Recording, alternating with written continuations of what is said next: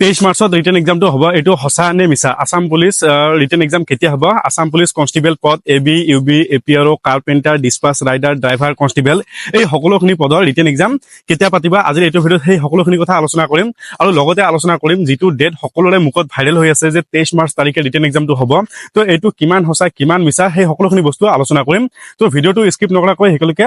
চাই থাকিব হাই মই মুস্তাফা আলী আৰু আপোনালোকে চাইছে মুস্তাফা আলী 09 আপোনালোকে যদি প্ৰথমবাৰ মোৰ ভিডিঅ' চাইছে তেতিয়াহ'লে মোৰ চেনেলটো সাবস্ক্ৰাইব কৰি বেল আইকনটো দবাই ৰাখিব কাৰণ মই এনেকুৱা নতুন নতুন ভিডিঅ' লৈ আহিয়ে থাকো তো সবে কৈ আছে যে 23 মাৰ্চ তাৰিখে ৰিটেন এক্সামটো পাতিব ঠিক আছে তো যেতিয়াই আমি ৰিটেন এক্সামৰ কথা চিন্তা কৰিব যাম তো সকলোখিনি বস্তুৰ এটা কি আছে প্ৰসেছ আছে সেই প্ৰসেছৰ কথাটো আমাক চিন্তা কৰিব লাগিব যেনেকুৱা ফিজিকেল এক্সামৰ এটা প্ৰসেছ আছে ঠিক তেনেকৈ ৰিটেন এক্সামৰ এটা প্ৰসেছ আছে এটা ফিজিকেল শেষ হোৱাৰ পিছত ৰিটেন এক্সামলৈ আহোঁতে যিখিনি কৰণীয় কাম আছে সেই কৰণীয় কামৰ যিখিনি সময়সীমা আছে সেইখিনি কথা চিন্তা কৰিব লাগিব তো ফিজিকেল শেষ হোৱাৰ পিছত যিমানজনে মোক সুধিছিল বা মোৰ লগত কথা পাতিছিল যিমানজনে মোক সুধিছিল যে দাদা ফিজিকেলটো ৰিটেনটো কেতিয়া হ'ব পাৰে মই ইহঁতক সবকে আনুমানিক এটা ধাৰণা দিছো যে মাৰ্চৰ ফালে হ'ব পাৰে আৰু ইতিমধ্যে মানে চিএম ছাৰে কৰবা এটা মিটিঙত গৈছিল বা প্ৰগ্ৰামত গৈছিল তাতে এজন কেণ্ডিডেটে সুধিছিল যে ফিজিকেল ৰিটেন এক্সামটো কেতিয়া ল'ব তো তাত চিএম ছাৰেও কিন্তু কৈছিল যে মাৰ্চৰ ফালে আমি ৰিটেন এক্সামটো কৰি দিম ক্যামেৰা ৰেডি কৰে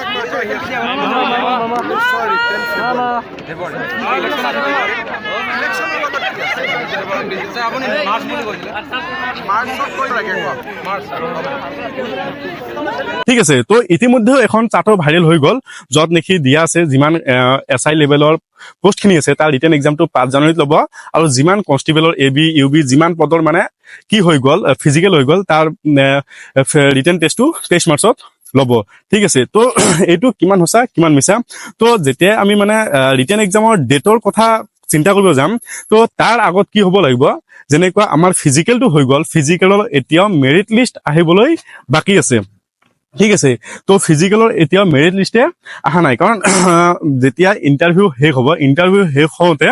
মেৰিট লিষ্ট আহিবলৈ মিনিমাম 1 মাহৰ পৰা 1.5 মাহ সময় লাগে যেটো আগৰ পৰা আহি গৈছে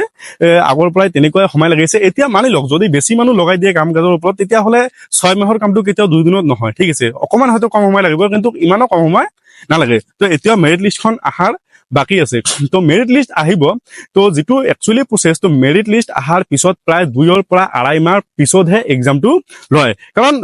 এতিয়া সবে আগৰ পৰাই প্ৰিপাৰেচন কৰি আছে কিন্তু সিস্টেমে নাজানে যে সবে আগৰ পৰাই প্ৰিপাৰেচন কৰি আছে সিস্টেমে কি কয় যে আমি মেৰিট লিষ্টখন যেতিয়া ওলাম ঠিক আছে যেতিয়া সবে চাব যে ও মোৰ নাম এক্সামৰ কাৰণে আহিছে তাৰ পিছত ইহঁতক মানে প্ৰিপাৰেচন কৰাৰ কাৰণে 2 পৰা 2.5 মাহ সময় দিয়া হ'ব তাৰ পিছতহে ৰিটেন টেষ্টটো লোৱা হ'ব ঠিক আছে যেনেকৈ আমি ফিজিকেলৰ কাৰণে এপ্লাই কৰাৰ পিছতে যদি আমাক 10 দিন পিছতে তো এডমিট নিদিয়ে মানে ফিজিকেল টেষ্টৰ কাৰণে এপ্লাই কৰাৰ পিছত ইহঁতক প্ৰিপাৰেচন কৰাৰ কাৰণে ফিজিকেল মানে প্ৰিপেয়াৰ হোৱাৰ কাৰণে সময় দিয়ে ঠিক তেনেকৈ এতিয়া মই জন্মলৈকে সৰুৰ পৰাই মোৰ প্ৰিপাৰেচন সেইটো লাইনতে হ'ব পাৰে কিন্তু সিস্টেমে এইটো নাজানে সিস্টেমে কি কৰিব লাগিব স্টেপ বাই স্টেপ সময় দি থাকিব লাগিব তো সেইটো হিচাপত যদি আমি চাব যাওঁ এতিয়ালৈকে মানে ফিজিকেলৰ কাট আপ মাৰ্কটোৱে নাহিল তো ডেটটো আহি গ'ল ইয়াৰ আগতে কি হ'ল যে 4-5 দিন আগতে কিন্তু যেটো এসআই লেভেলৰ যেটো ৰিটেন এক্সামৰ যেটো ডেটটো আছিলে সেই ডেটটো বিভিন্ন ধৰণৰ ৱেবসাইটত আপলোড হৈ গ'ল যে 5 জানুৱাৰীতে মানে এসআই লেভেলৰ যিমান পদ আছে সকলোৰে ৰিটেন এক্সামখন লোৱা হ'ব ঠিক আছে এইটো মই বেলেগ ৱেবসাইটত চাইছো আৰু বহুতে মোক দি কিনে সুধিছে দাদা সঁচা নে মিছা তো মই এইটো সঁচা নে মিছা চাবলৈ হলে মই তো ডাইৰেক্ট সিএমক বা ডিজিবিৰ লগত কথা পাতি কনফাৰ্ম কৰিব নোৱাৰো কিন্তু ক'ত চাব লাগিব আমাৰ যেটো এছএলপিআৰবি আসামৰ যেটো ৱেবসাইট আছে ঠিক আছে অফিচিয়েল ৱেবসাইট আছে তাত যাই কিনে সোমাই যেতিয়া আমি নতুনকে চাও যে কি নোটিছ আহিলে তাতে ধুনীয়াভাৱে দিয়া আছে আৰু সেইটো নোটিছও ধুনীয়াভাৱে তাত আপলোড কৰা আছিল যে হয় সঁচা কথা যে 5 জানুৱাৰী তাৰিখে যিমান এসআই লেভেলৰ পদ আছে সেই সকলোৰে কিন্তু ৰিটেন টেষ্টটো লোৱা হ'ব সেইটো নোটিছ তাত আপলোড হৈ গ'ল ঠিক আছে তাৰ একদিন পিছতে এটা চাৰ্ট ভাইৰেল হ'ব আৰম্ভ কৰিলে যত নেকি দিয়া আছে যিমান এসআই লেভেলৰ পদ আছে তাত কি দিয়া আছে সকলোখিনি পদৰ এক্সাম কি হ'ব 5 জানুৱাৰী তাৰিখে হ'ব তাৰ তলতে দিয়া আছে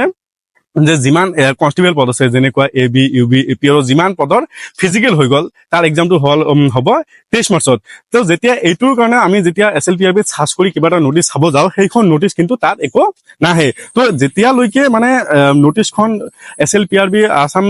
মানে তাত মানে সেইটো অফিচিয়েল ৱেবছাইটত আপলোড নহয় তেতিয়ালৈকে মানে সেইটো সঁচা বুলি মই মানিব নোৱাৰো। সেইটো যদিও সঁচা ঠিক আছে তথাপিও মানিব নোৱাৰো, কাৰণ তেনেকুৱা এখন চাৰ্ট যিকোনো এজন মানুহে কম্পিউটাৰত টাইপিং কৰি কিনে ওলাই ল'ব পাৰে। হ'ব পাৰে এইটো সঁচা, মই নকওঁ যে মানে এইটো মিছা এইটো ভুল এইটো কিবা কিবি, মই ধাৰণা কৈছো যে হ'ব পাৰে এইটো সঁচা, কিন্তু তেনেকুৱা চাৰ্ট এখন ময়ো নিজে বনাই ল'ব পাৰো, কাৰণ সেই চাৰ্টখনৰ তলত কিন্তু কোনো ডাঙৰ অফিচাৰৰ চিগনেচাৰ নাই, কিবা নাই, একো নাই। কাৰণ যিমান অফিচিয়েলি মানে নটিচ আহে সেই সকলোখনত কিন্তু তলত আপুনি চাব ডাঙৰ অফিচাৰৰ এটা চিগনেচাৰ থাকিবই। তো মই এইখিনিয়ে ক'ব বিচাৰো, যেতিয়ালৈকে মানে অফিচিয়েল ৱেবছাইটত নটিচ নাহে তেতিয়ালৈকে এইবিলাক কথাত একো কাম দিব নালাগে। আপোনালোকে প্ৰিপাৰেশ্যন ভালকে কৰক, কাৰণ যিমান প্ৰিপাৰেশ্যন ভাল হ'ব সিমান আপোনাৰ ভাল। কাৰণ ডেট যেতিয়া ওলাই আহিব আপোনালোকে চবেই গম পাব যে অমুক তাৰিখে হ'ব। তো নিশ্চয় মোৰ কথাখিনি বুজি পাইছে, আৰু যদি মোৰ ভিডিঅ'টো ভাল লাগি থাকে ভিডিঅ'টো লাইক কৰিব, আপোনালোকৰ লগৰ কেইটাৰ লগত শ্বেয়াৰ কৰিব। জয় হিন্দ, জয় ভাৰত।